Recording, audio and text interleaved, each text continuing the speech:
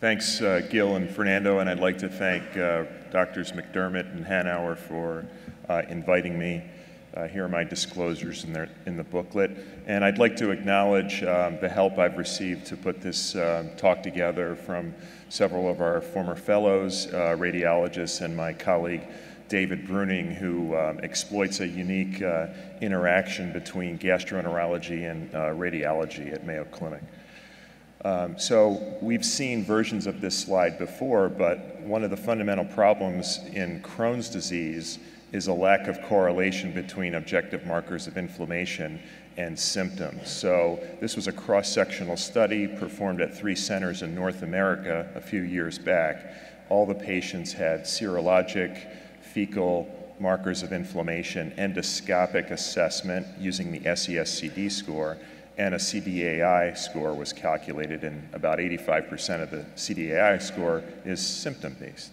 And you can see that there were positive correlations between all of the objective markers, and the instrument that least correlated with everything else was the CDAI. And so this highlights one of the issues in Crohn's disease. And when a patient with Crohn's disease has symptoms, the gastrointestinal symptoms, we can't just immediately attribute it to Crohn's disease. It could be one of a number of things, including bacterial overgrowth, bile salt diarrhea, IBS, etc. So this is important when we implement treatment. So here is the study that showed the highest rates of steroid-free remission, which was the combination of azathioprine and infliximab. And I'll direct your attention to the middle set of columns. So in the patients who had no endoscopic lesions at endoscopy, it didn't matter what you gave them because the combination therapy isn't a good drug for irritable bowel syndrome. And so you have to implement your therapy. You have to align your disease assessment and then the decision to change therapy at the same time to maximize your chances of success.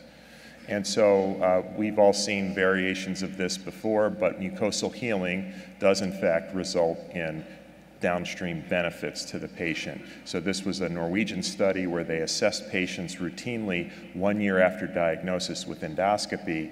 And for the patients who did have endoscopic activity at 1 year after diagnosis, a full third of them, 1 in 3, were still steroid dependent at year 5.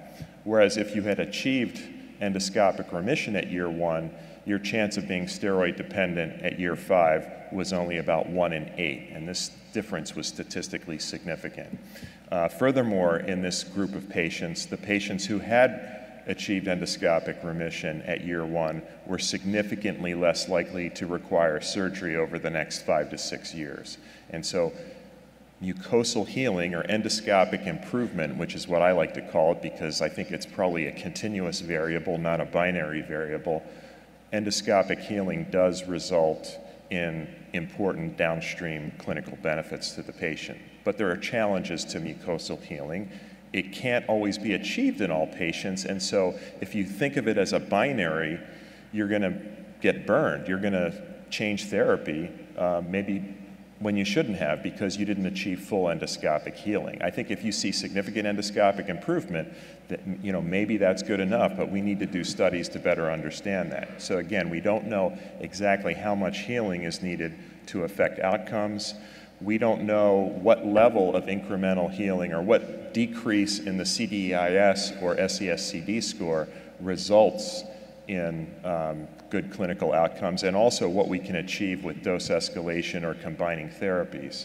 We don't know what the time interval is. We talk a lot here at these meetings about treat to target, but we haven't defined, okay, when do you reassess that patient? Is it 3 months? That's probably too early. Is it 2 years? That's probably too late.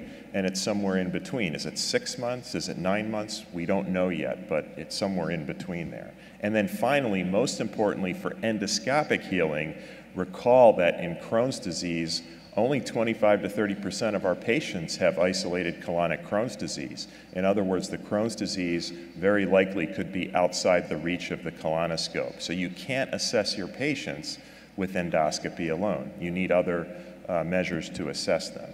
And one might be enterography.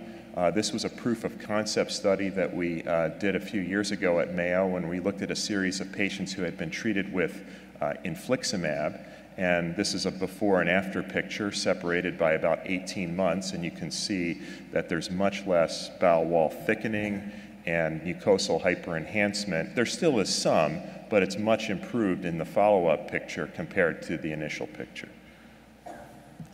And we actually studied this systematically where we had the radiologist go back and assess each lesion in each patient as to whether or not there was a complete response, a partial response, and no response. The average interval in these clinically ordered enterographies was about a year, and we had roughly 63 patients, and you can see that complete or partial response was achieved, depending if you were looking at the lesion or the patient, somewhere between 60 and 63% of patients. And so this is a proof of concept that maybe we could use enterography as an assessment of clinical response. Now, serial CT enterography, there's some issues with this. You know, there's the radiation exposure, although the amount of radiation used to do CT enterography has gone down by anywhere between 75 and 90% over the last 10 to 15 years. So it's much less radiation than, say, if you were getting an exam in 2002 or 2004.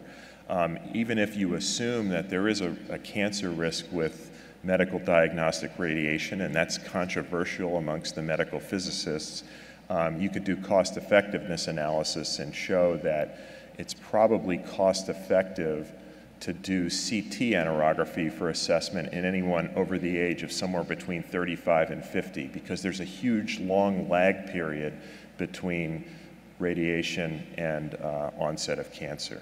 So in our practice, we will do MR enterographies in younger patients, but a patient over the age of 50, we don't worry too much about doing a CT enterography on them.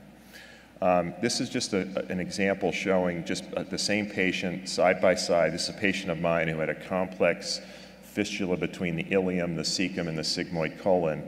And you can see that the MR enterography, it's maybe a little bit fuzzier than the CT enterography, but it's pretty good, and it's probably good enough. And some of the findings that you're looking for in MR enterography include bowel wall thickening, ulceration, contrast hyperenhancement. The radiologist will often use the term the comb sign, and what the comb is the dilated vasa recta, and they look like the teeth of a comb, and that's where the comb sign comes from. And here's an example of a patient side by side, again, CT enterography on the left, MR enterography on the right. The interesting thing about this patient, who was a patient of mine, was that her ileoscopy was endoscopically completely normal, and yet here you see evidence of inflammation just proximal to the ileocolonic anastomosis. And so this is, just shows that you're measuring slightly different things with this, and I'll get back to that in a second. This was a comparison study we did a few years back showing that MR enterography had slightly less specificity, but it was pretty good, and it's probably good enough amongst experienced radiologists. There are pros and cons with the two approaches. The CTE is very fast, 10 seconds. MR enterography takes a longer bit of time. They have to hold their breath more. Often we give glucagon to still the bowel, but that will cause nausea and vomiting in some patients. Obviously, patients with elevated creatinines, MR enterography, well, they're both a concern, but there's probably more of a concern with MR enterography because of the NSF complication, which fortunately is uncommon. MR enterography is also twice as expensive.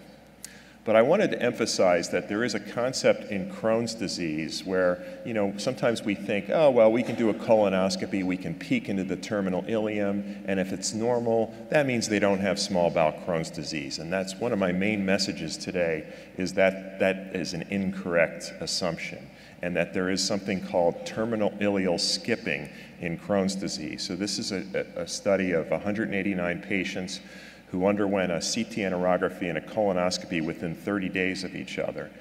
44% of these, the ileum looked endoscopically normal, but 54% of those patients actually did have active small bowel Crohn's disease on their CT or MR enterography.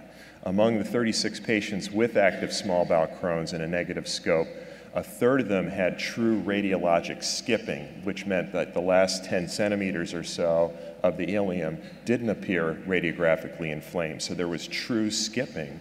But interestingly, among the other 2/3, they have what we now call intramural Crohn's disease. In other words, endoscopically normal ileum, but radiographically evidence of bowel wall thickening and contrast hyperenhancement all the way down to the ileocecal valve.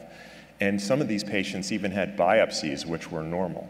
So there's something that we don't completely understand about the pathogenesis of Crohn's disease, but I just wanted to make the message, you're going to get burned if you think you can assess small bowel Crohn's disease with a colonoscope about half of the time. You're going to miss active Crohn's disease with a negative ileoscopy. So when you assess patients, you've got to think about cross-sectional imaging as well. So again, up to 54% of patients with active small bowel Crohn's will have a normal ileoscopy, and it's a combination of true radiographic skipping and this concept of intramural Crohn's disease.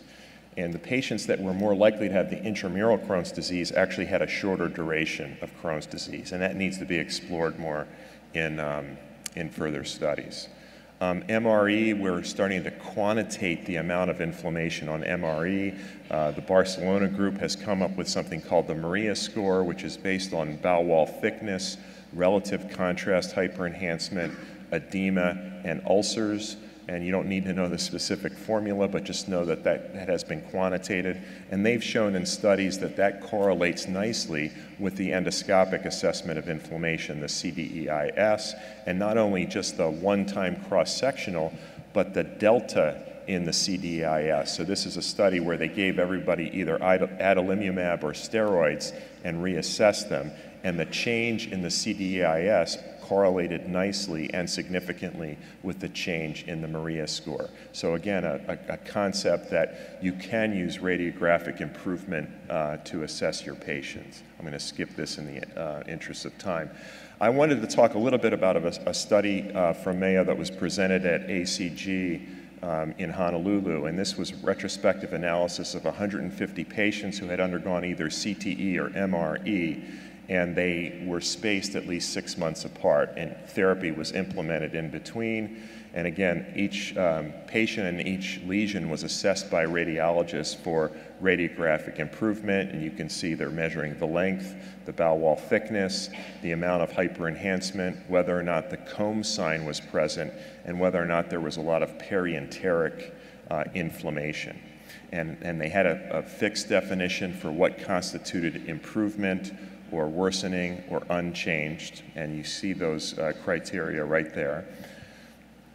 And then they assess patients as complete responders if all of the lesions were improved, non-responders if any of the lesions got worse or there was a new lesion, and partial responders for all other scenarios. And here's the interesting thing. The patients who had radiologic response over the next 5 to 10 years were significantly less likely to require corticosteroids than the patients who had no response. And that held true whether you had partial or complete radiographic response.